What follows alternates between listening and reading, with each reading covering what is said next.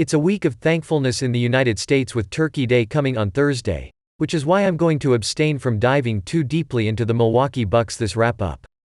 On hiatus will be my weekly wondering, which likely would have centered on Giannis Antetokounmpo's declining efficiency from inside the arc thus far.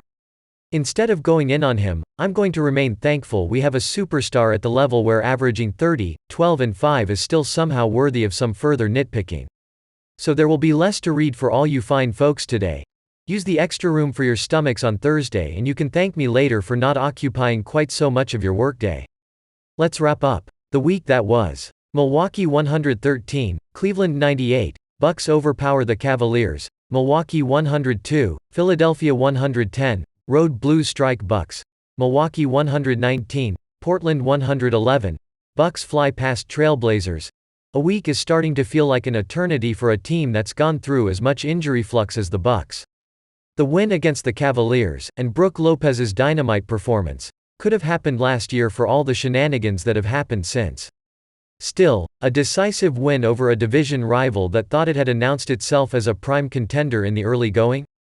And without Drew Holiday? That's sweet. And then there was Philadelphia. Honestly, I don't need to say any more. Pulling out a win against Portland, a tilt which featured prime Giannis re-emerging and the crispest ball movement of the season, was a sight for sore eyes. Thanks for sending the wrap-up out on a high note, fellas.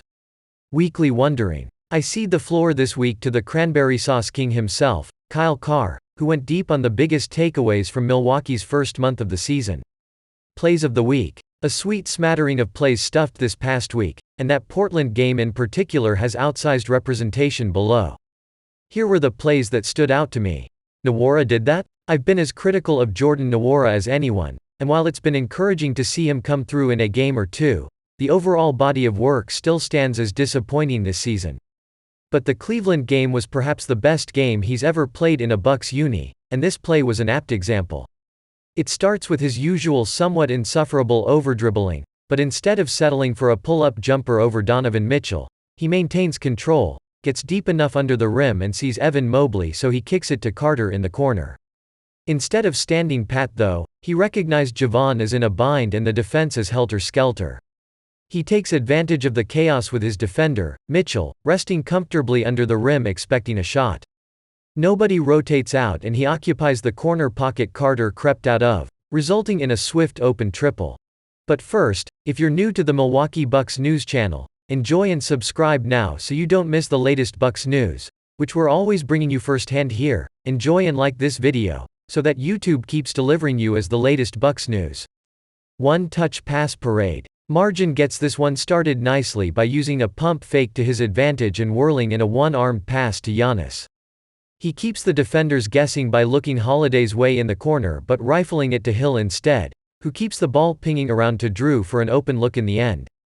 Great spacing, stellar passing off two defenders committing to start the sequence. Bounce pass brigade. The unselfishness of Holiday here nearly dooms him when Grayson Allen tosses an errant pass back to Drew on the perimeter. But by that point, he uses the off-balanced nature of the pass to his advantage, shimmying one way, then back the other to get a step on his defender. Eubanks hesitates for just a second thinking he may have to help corral Holiday from driving, and Brook takes full advantage by plodding directly through the lane rather than taking up his usual trailing three spot atop the arc. Upending expectations results in a wide-open slamma-jamma for the big guy off a one-handed bounce pass dime from Drew. Brook the contortionist. This leads to a Carter three on the other end, but the steal is really the highlight. I mean, Grant gets around Portis and Brook is already committed to go up for the block with his right hand. In midair, Grant adjusts to try and throw the wraparound pass to Nurkic for an easy dunk. Just one problem. Brook can adjust too. Somehow, someway, he extends his left arm and manages to grab the pass practically out of Grant's hand. He has been outrageous this season near the rim. Pat's back. This one won't stand out for being all that special, but it's comforting to see the Giannis Pat DHO into a deep three back in Milwaukee's arsenal.